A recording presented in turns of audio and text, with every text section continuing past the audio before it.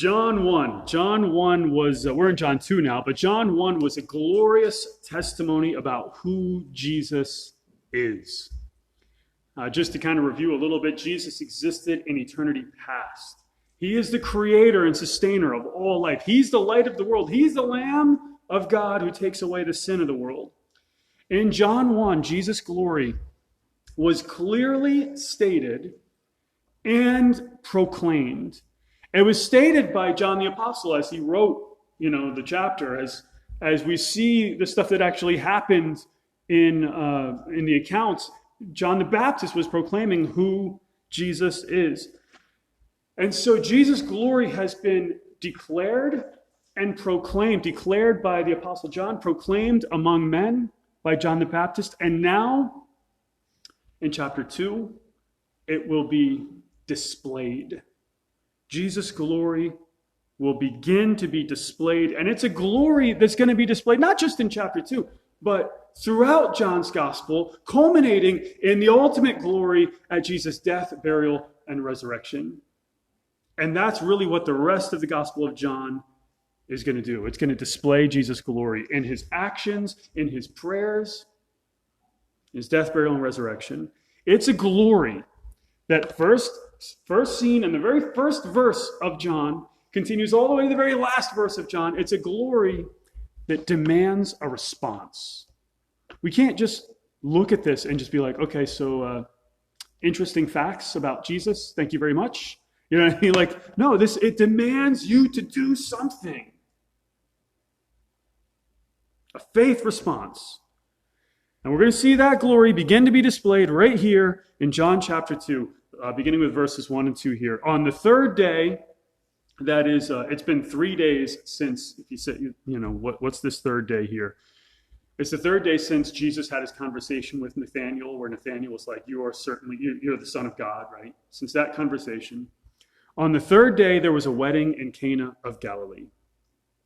And the mother of Jesus was there. And both Jesus and his disciples were invited to the wedding.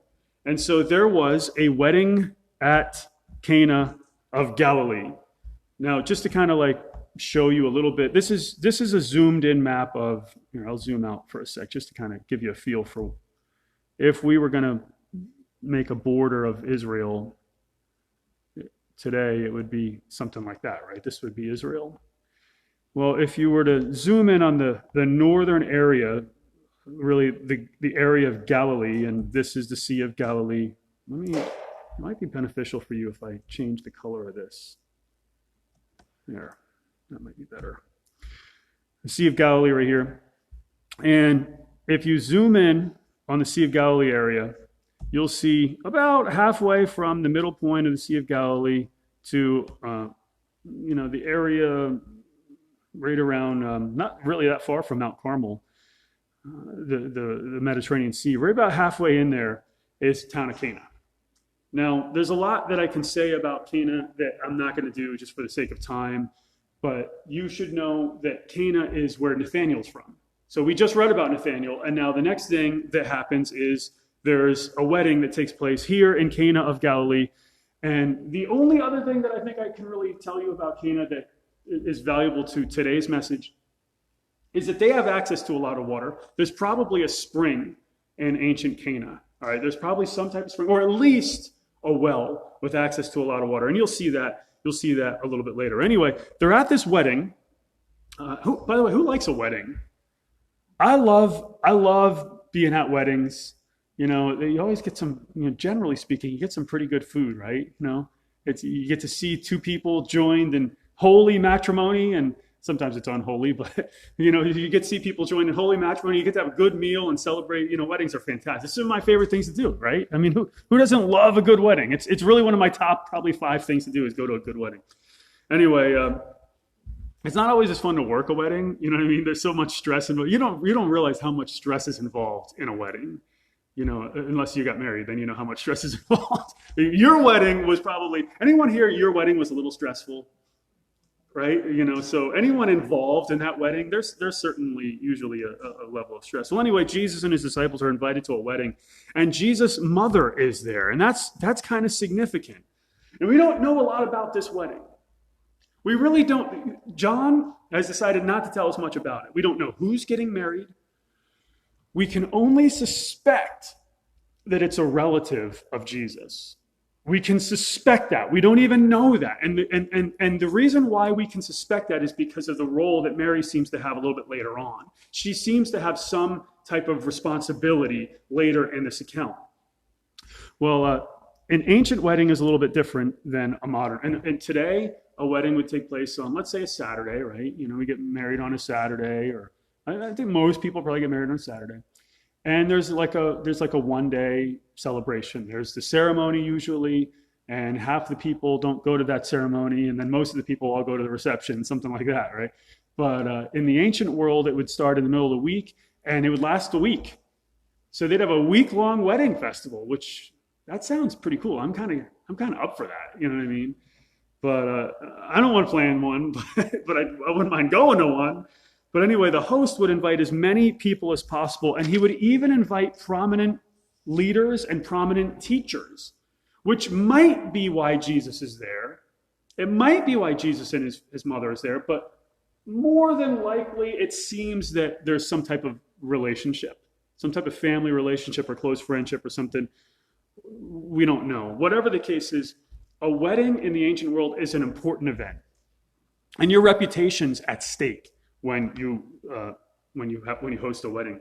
Jesus, his mother, and his disciples are at this wedding, and everyone's having a grand old time, just like most of us would have at any wedding, until they weren't, until there was a problem. And the problem is in verse 3. When the wine ran out. Now, in a Christian wedding today, that wouldn't really be a problem so much most of the time, right? And I'm going to explain this in a second. But when the wine ran out, the mother of Jesus said to him, "They have no wine." This is a problem. This is the problem around which this account needs to be resolved. This is the incident that needs to be resolved in this passage. Now, let me...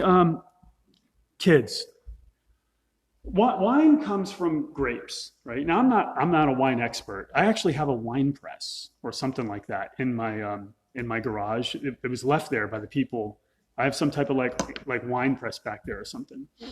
Might be worth something. Who knows? But anyway, wine comes from grapes. Now, kids, who here likes grapes? Does your mom still chop them up for you so you don't choke on them? No, not even for... It's a good idea to do that for the little ones, right? You know, they could get lodged in this. But anyway, do you like the purple grapes or the green grapes? What do you like better? You like both? You like both? Who likes the green grapes more than the purple grapes? Who likes the purple grapes more than the green grapes? If you liked the purple grapes, then you would have liked red wine. All right, and we'll talk what that actually meant. And if you like the green grapes, you would like kind of white wine. And if you like both of them, then you would like what they call today rosé. Right now, I'm no expert, and I don't know that they really did that in the ancient world, but that's kind of like a mixture between those two. Well, anyway, those grapes, and I like grapes, and I tend to like the green ones.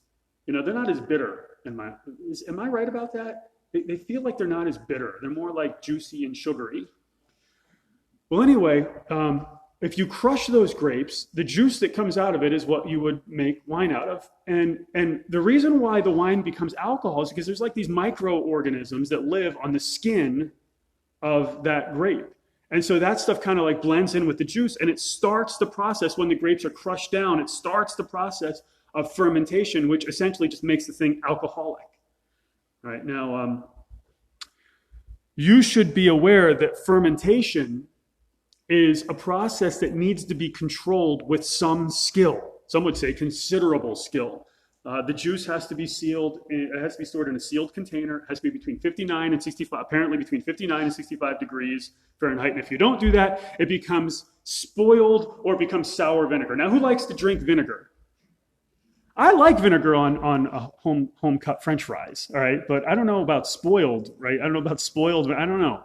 right? But I like vinegar, but only on some things. Now, some of you, I think Karen Gonzalez, you like to drink apple cider vinegar, right? And you were pushing me on that for a while, and I did it for a little bit, but I just wasn't into it. Sorry. And I think Rose is an apple cider. Is Rose an apple cider vinegar? And there's a couple other you guys out there that like apples. I'm not going to do it. I'm just not going to do it. Sorry. I tried it, been there, done it. But, I'm sure it has its medicinal purposes.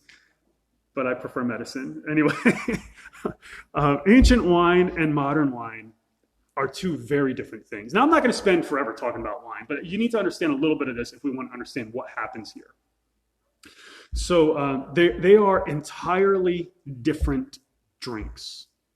They have entirely different alcohol levels. In modern wine, there's a process of distillation where they artificially increase the level of alcohol in the drink to make it a much more potent drink than would naturally happen. They do that. In ancient wine, that didn't happen. In ancient wine, they watered it down on top of it. So some would say it's as little as 2 to 3 parts water and 1 part wine.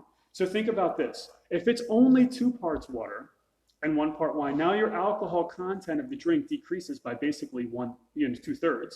So let's just say, I'm just going to make up a number. You have 10, whatever, of alcohol. Right now you have 3.3, right? 3 1/3. So it decreases. It becomes 1/3 as potent as it was. But Carson says that ancient wine would be diluted as much as 1 in 10 parts wine. So it could be as little as 2 parts water, 1 part wine, which wouldn't be very potent. It wouldn't be as potent as a glass of wine today or a bottle of beer today, not even close. But 1 in 10 would basically have pretty much 0 alcohol content, right? It would be like drinking an O'Doul's. Right? Anyone ever have an O'Doul's before? Like, well, I did, but I'm not going to tell you about it, and I'm not going to do it at church, right? O'Doul's is non-alcoholic beer, right? I think I've tried it before, like maybe 20 years ago or something like that. So it'd probably be in that type of a category where there's probably some level of alcohol content, but it's so minimal. Or like drinking NyQuil. You know what I mean? There's not really any significance to it. Ancient wine was considerably weaker than alcoholic beverages today. They're not the same drink. They're just not. Again, today's wine is considerably more alcoholic because 1, they don't water it down, and 2, they artificially distill it in order to increase alcohol content, which they couldn't have done in the ancient world. They're just not the same. So when you read about ancient wine, even if it was alcoholic wine, and we'll talk about that in a few minutes, it's just not the same. So you can't look at passages like this and say, okay, so that means I could have a glass of wine with dinner. You can't. They're not the same drink. It's not the same drink. Now, if you did not dilute it enough in the ancient world, it would be stronger. It would be considered strong drink. It would be more potent, and you could get drunk from it. All right, so that still would happen. So you could have a very alcoholic ancient wine, which would typically be called something like strong drink, and you'd have a non-alcoholic wine, which would kind of be a little bit more like grape juice today. All right, not quite the same, but a little bit more like it. Now, the alcoholic wine is regularly spoken against in Scripture, and we're going to get to that here in a second. But remember we said the weddings lasted a week. And so the groom is responsible for this week-long festival. And Carson says this, he says, to run out of supplies, like say food or drink for that matter, to run out of supplies would be a dreadful embarrassment in a shame culture. So if you're living in an honor shame culture and you're running out of like he says it could even open you up for lawsuit from other family members. Now listen, I don't know all about that. I'm just telling you what one expert says, and he kind of knows what he's talking about here. But it would be tremendously embarrassing, and it could even open you up to a certain level of liability. All right, and so that is really the situation that Jesus' mother is in right now. Now again, why she's involved, we don't know for sure, but she's involved at some level. So it seems that she's close. Well, anyway, she turns to Jesus and she says, look, verse 3, when the wine ran out, the mother of Jesus said to him, they have no wine. Now, at this point in their lives, Joseph is gone. Joseph is out of the picture. It seems that he's died at this point. And so, in the ancient world, if your husband is gone, who are you going to rely upon to get things done? You're going to rely upon the oldest son, the one whom your husband taught everything he knew, right? Like I'm trying to teach my son everything I know right now. It's like baseball, Before long, it's going to be, and I hope to teach Isabella Greek. I hope to teach them both Greeks soon. So I already actually bought a Hebrew course so that I can help them go through. And their languages in high school, they're not going to learn French or Spanish or whatever. They're going to learn Greek and Hebrew because it's the only thing I really know, right? Like I can count to 10 in French. I can count to 10 in Spanish, I think, and in German. But I could say like a couple of sentences, but I don't know those things. But I could teach, I want to teach them what I know. Well, try to imagine that Jesus is your go-to guy. Right? So she's got a son who, he's a carpenter, so he can fix everything, first off, right? Second, he's the son of God, and that's a thing too, right? So, you've got like the greatest go-to guy in the history of the world when you have an issue. And so she goes to Jesus, right? And she has complete confidence that he's going to take care of it. I'm not saying here that she's expecting him to do a miracle, but she's expecting him to take care of the problem, right? Notice Jesus' response in verse 4. And Jesus said to her, "Woman, what does that have to do with us? My hour has not yet come." Now, when we look at this, we see this word woman, we think like, wow. Like if I said, "Woman, what are you doing?" Like that wouldn't seem to be like a term of, like respect, right? Endearment.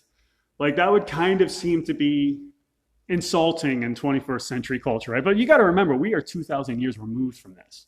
Almost 2,000 full years removed from this. And so just because how we say things, like there are some really bad things, some really bad motions we can make with our hands that mean something that don't mean that somewhere else. And we could like give someone a thumbs up somewhere, like in another country, and that could mean like the worst things it could mean here. You know what I mean? So even now, things mean different things across cultures. Well, 2,000 years ago, this wasn't a term of disrespect. It was a term of respect with distance. So it was like, one guy says it's like calling someone ma'am, right? There's respect, but there's a level of distance involved. And the distance is seen in that this is not really Jesus' business. This wedding is not really Jesus' business. This is not, what does that have to do with us? In other words, this doesn't really concern me. This problem that the wine ran out here, it's not my mission. Jesus' ministry has now begun, and overseeing wedding provisions in a wedding in Cana is not part of that ministry. He will preside over a wedding feast. This is not that wedding, right? He'll preside over a wedding feast at the last day. This is not that wedding by any means.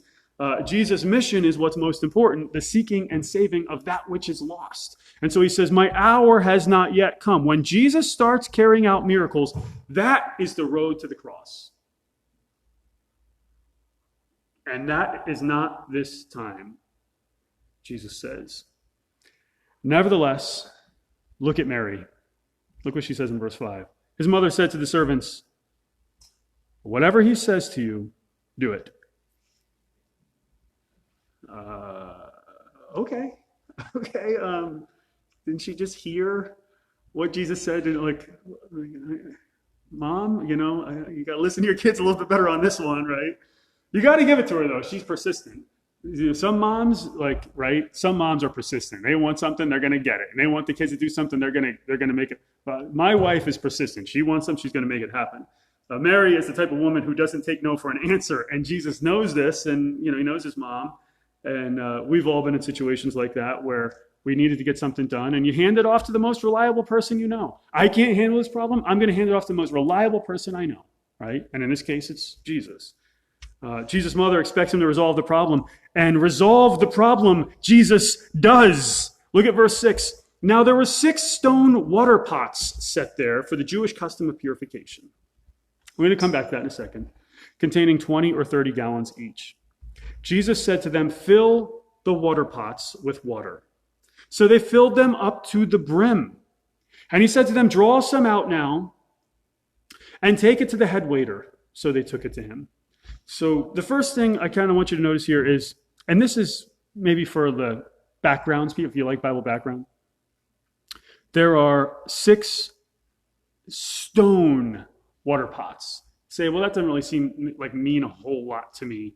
But if an unclean person touched stone, stone doesn't become unclean. All right. So, and the fact that these are being used for the Jewish custom of purification, there's something there, right? So this is water. What the Jews would do is they would wash their hands, they would wash their utensils, all that. In fact, you might remember reading in Scripture about them coming against Jesus for not doing that stuff, right? So this Jewish custom of purification was important, right? They purified their hands before they ate. They purified their utensils and other things with water. Now, each of these water pots, and this is significant. Pay attention to this. This is important to help you understand what's going on. It's the first real hint at what's really going on in this passage. These water pots contain 20 to 30 gallons each. Now, how many of them are there? 6. Kids, 120. Sorry, I just gave you the math, didn't I? 60. What am I doing here? 20 times 6 is what? What's 6 times 2? 6 times 2 is 12, so 6 times 20 is 120, right? What's 6 times 30? I'm doing like algebra, so I'm doing all my math backwards now. What was that one? 180. So that gives us between 120 and 180 gallons, right? Now, if you want a feel for what a water pot like this would look like, now these aren't stone, these are clay, but you can see this, that's like a little mug, like a little cup. And look at the size of these water pots, right? So that gives you a general feel for how big they are. All right, 20 to 30 gallons in each one. Now, they don't have spigots like we do. Like, they're not going to just be like, okay, so let me go ahead and put some stuff. Let me hook up the hose. Let me hook up the garden hose to the spigot and just go ahead and spray it in there, right? Like, they'd have to actually go somewhere and get this water. It would either be at a well, and that would take a lot of work. Or it would be at a nearby spring, all right? Maybe an ancient nearby spring that was there, which would be less work, but it would still be, you're still carrying 20 to, has anyone ever carried 20 to 30 gallons of water? Maybe you've moved it, but you probably haven't carried it, all right? 20 to 30 gallons of water at one time is pretty heavy, right? So I have what do you call this? What do you call this thing when the power goes out? The generator. And we have the same generator. What is it? It holds like 5 gallons or something like that, or holds 5 gallons of fuel. Oh man, just to drag that thing on wheels, 5 gallons of fuel. Now I don't know if fuel and water weigh anywhere near the same thing. I imagine they're not tremendously different, but I'm sure they're different. Anyway, you're talking each water pot. Go ahead. 8 pounds per gallon of fuel. For water, yeah. How much for fuel?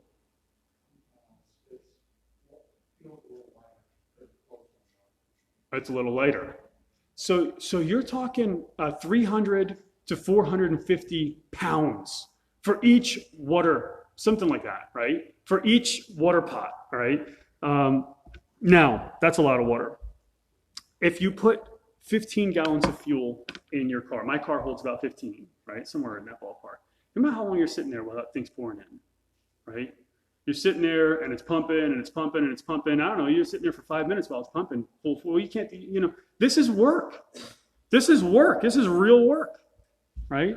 You said 8 pounds. What's 8 times 20? 160. 8 times 30 is 240. Let's call it 200.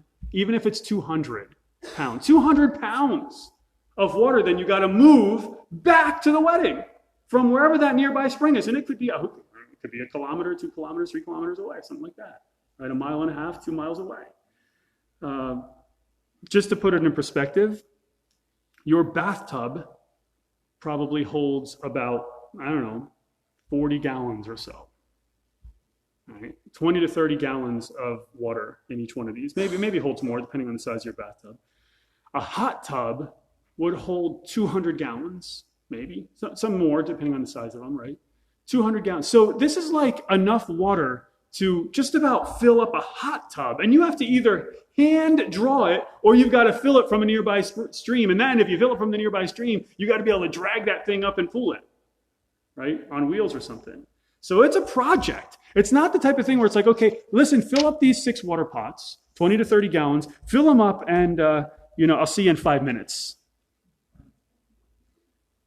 That's not what's going on. He asked them to do something that's, some work, and that's what they do. And when they get back, he says, fill the water pots with water. So they fill them up to the brim.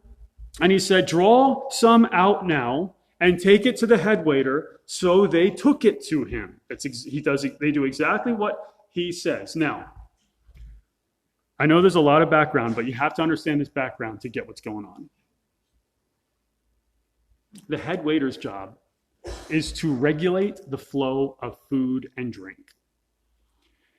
He's also to regulate the dilution of the wine, to make sure that the wine is diluted significantly enough so that it doesn't make people drunk, right? And to make sure everybody gets what they need. Right? So this guy perhaps didn't do that great of a job. Now, it's possible that more people came than they initially expected, perhaps. Of course, remember, your supplies are to last a week, right? So it might be unlikely. More than likely, this guy didn't do his job diluting the wine quite right.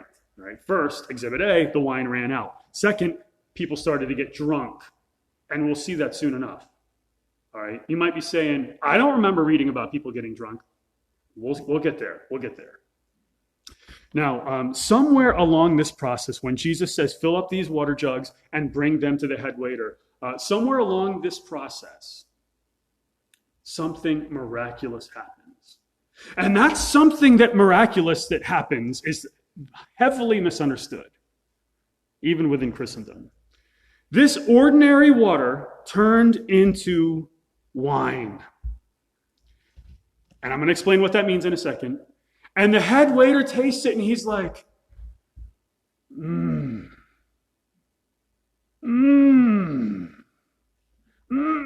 He's like, yum, yum. Right? Like the Gremlins in the Gremlins movie, right? Tastes candy bar. This is fantastic. This is the best wine he's ever tasted in his life. Look at what he says. Look in verses 9 and 10. When the head waiter tasted the water, which had become wine, and did not know where it came from, but the servants who had drawn the water, they knew. The head waiter called the bridegroom and said to him, every man serves the good wine first. And when the people have drunk freely, then he serves the poorer wine, the lesser wine. But you have kept the good wine until now. Now, I've waited to tell you this until this point in the message.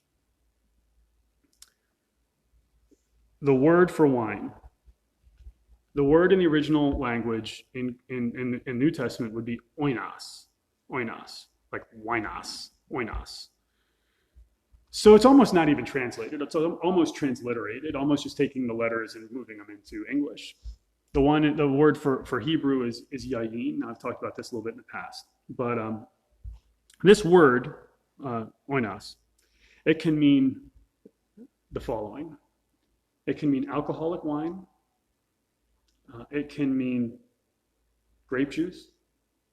It can mean new wine that's just been crushed that hasn't become alcoholic yet. And we see that in the New Testament a few times. It can mean a vineyard. It can mean vine. It can mean punishment from God. But it's always translated in the New Testament, even though there are 4, 5, 6 different possible meanings, it's always translated wine. It's always translated, regardless of context, it's always translated in English Bibles, wine. Sometimes the word that's translated wine means grape juice. For instance, in Isaiah 16, 9 and 10, Moab is punished for opposing Israel. They wouldn't be able to tread out the wine in the press. Well, it hasn't become alcohol when it's being treaded out in the press. When it's being squashed, it's grape juice. It's not alcoholic yet. At least not in any significance whatsoever. It hasn't fermented yet. It hasn't become alcohol yet. It's new wine. It's grape juice. Check this out. I thought this would be interesting. In Lamentations 2:11, the little ones of Jerusalem are fainting in the street. Listen, my eyes fail because of tears. My spirit is greatly troubled. My heart is poured out on the earth because, and just Lamentations. Anyone who wrote Lamentations? Jeremiah, right? And what's he writing? Like, what are Lamentations? What's this about? He's mourning, and why is he mourning? The destruction of Jerusalem, right? So Lamentations, it's a lament, right? It's like it's mourning, lament. He's lamenting over the destruction of Jerusalem, and he says, "My eyes fail because of tears. My spirit is greatly troubled. My heart is poured out on the earth because of the destruction of the daughter of my people." My people have been destroyed. Jerusalem's been destroyed. They've been carried off into captivity by Nebuchadnezzar, king of Babylon. Did I say they've been carried off to Assyria? They've been carried. Okay, good. I said it right. Because of the destruction of the daughter of my people, when little ones and infants faint in the streets of the city, little ones and infants, they say to their mothers, "Where is grain and alcohol? Where is grain and my 12% alcoholic beverage that I drink when I'm only 2 years old?" Is that what they're saying? Is that what the little ones and infants are crying out to the parents? "Please give me another beer. Oh, please. Can you just give me one shot of liquor? Oh, just a glass of alcohol, 12% alcoholic wine would be fantastic. Just one glass." Is that what they're asking for here? They're asking for yayin. Looks like this. They're asking for yayin. They're asking for grape juice. This is no different than my kids if we went to Chick-fil-A yesterday, right? And they got fruit punch, right? The youngest one got fruit punch. They want fruit punch. They don't want water. They want fruit punch. They want a fruit drink, right? These kids, well, it's not like they had fruit punch. They didn't have high C orange or high C whatever fruit punch color flavor. I like the taste of red. I like the way the red tastes. Anyway, they had wine. They had grape juice. They had yayin. These kids are begging for food, for bread and wine. Grape juice. All right, not alcohol. And they faint like a wounded man in the streets as their life is poured out on their mother's bosom. You understand my point here? The word is translated wine regardless of context. And so you've got to look at context. No one in their right mind would say these little infants are begging for alcohol. No one in their right mind would say that, apart from a lunatic. The new wine of Mark 2:22 is non-alcoholic. You don't put new wine into old wineskins. Well, it's grape juice. You're pouring grape juice into a wineskin, it's like a container made of skin.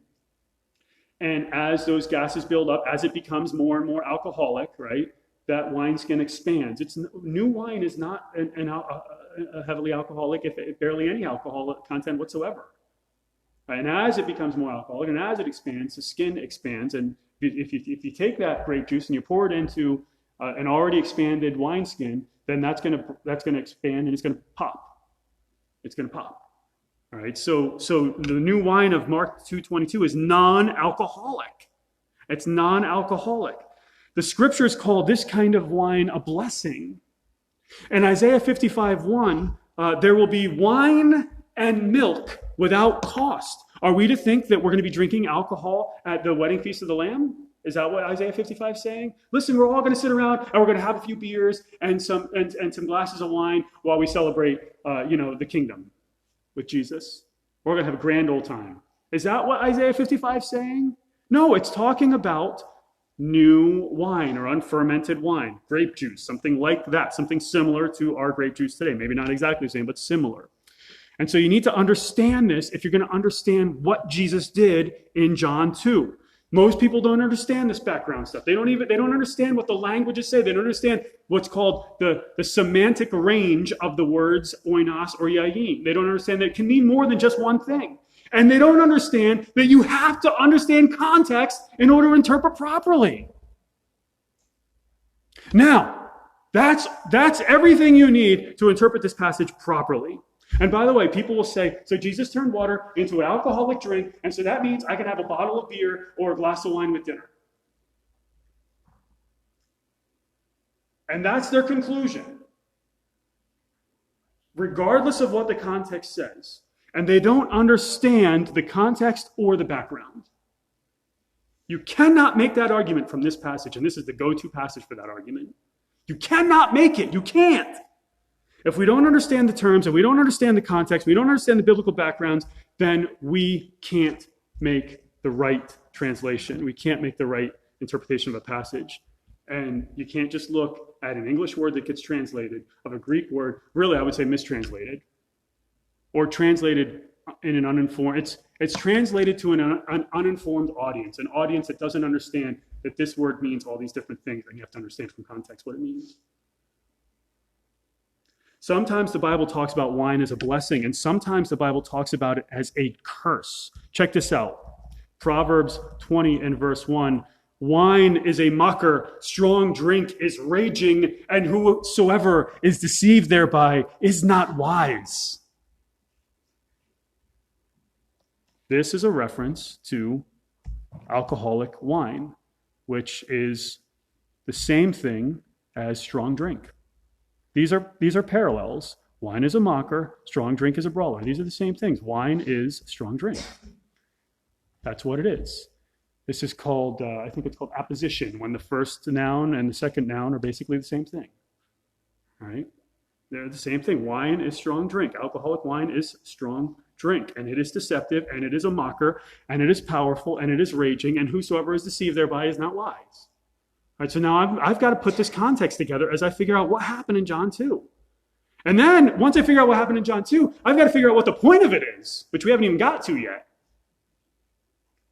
The Apostle Paul says in Ephesians 5:18, "Be not drunk with wine, wherein is," I'm quoting New King James, sorry. "Be not drunk with wine, which is debauchery."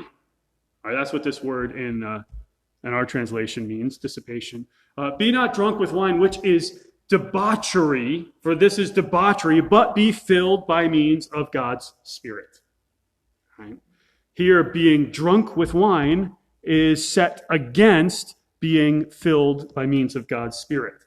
There's nothing spiritual about getting drunk with wine. There's nothing spiritual about getting drunk with a bottle of beer. Sometimes it is hard to figure out when you're about to cross the line from non-drunkenness to drunkenness, right?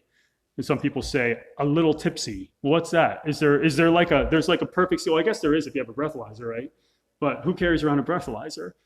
So the last time I drank anything alcoholic was over 20 years ago, right? Or in the ballpark of 20 years ago. And I tasted a glass of wine. I had 2 glasses of wine. I had a glass of red wine and a glass of white wine. And I said, I want to know which one I like better. And I drank like half of a glass, and I was like, I think I'm like feeling something. Like, what in the world? Maybe like my tolerance, I don't know, maybe my tolerance had gone down because I hadn't touched anything in years before that. I have no idea what would happen today if I had like a little communion glass of wine. I might feel something, but it was, I didn't even realize in one half of a glass of wine, I didn't even realize that I had started to cross over into something else. And that's the danger of strong drink or alcoholic wine, fermented wine, is you don't know when you're going to cross over. You don't know when you're going to start getting tipsy, which is just another word of being slightly drunk, right? So, yeah, this is not a good thing. This is not a good thing at all. Here, being drunk is the opposite of being filled with God's Spirit. Non-fermented wine or grape juice is a blessing. Fermented wine, alcoholic wine, or strong drink in Proverbs 20 and verse 1 is a curse. Now, with that in mind, which one of these two things do you think Jesus turned water into?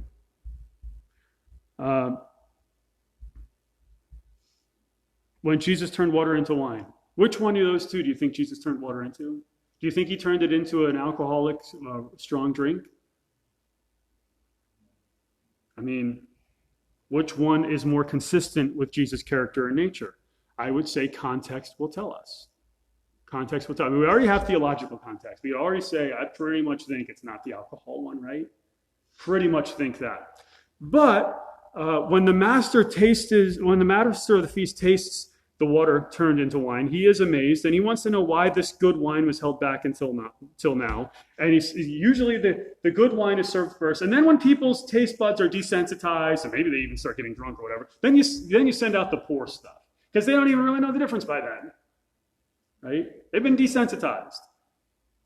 But there's a phrase that the head waiter uses here that is a slam dunk to help us know exactly what Jesus did here, and that is right here in verse 10, where it says, every man serves the good wine first, and when the people have drunk freely, then he serves the poor wine.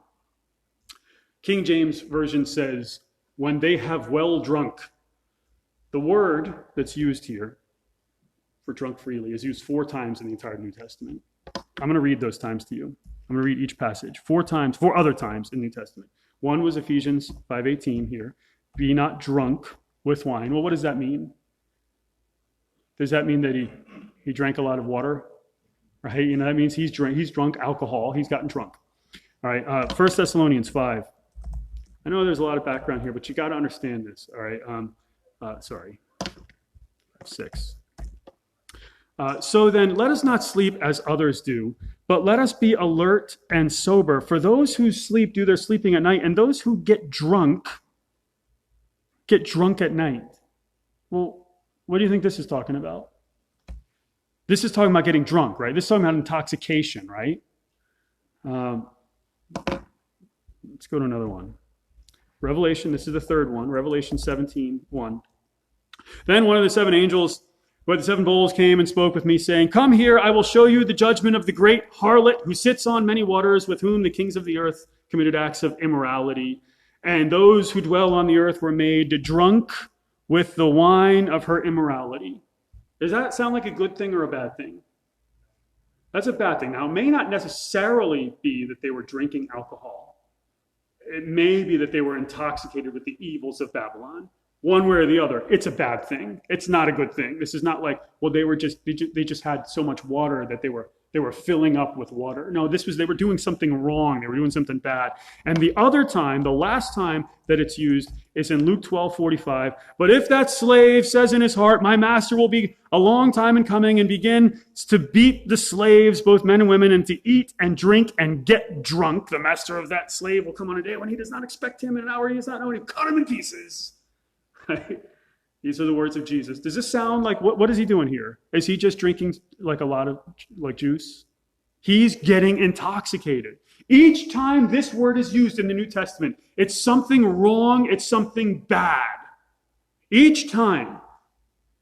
And here, it says in our passage, when the people have drunk freely, which is a description, which is the head waiter's description of what the situation is there in Cana.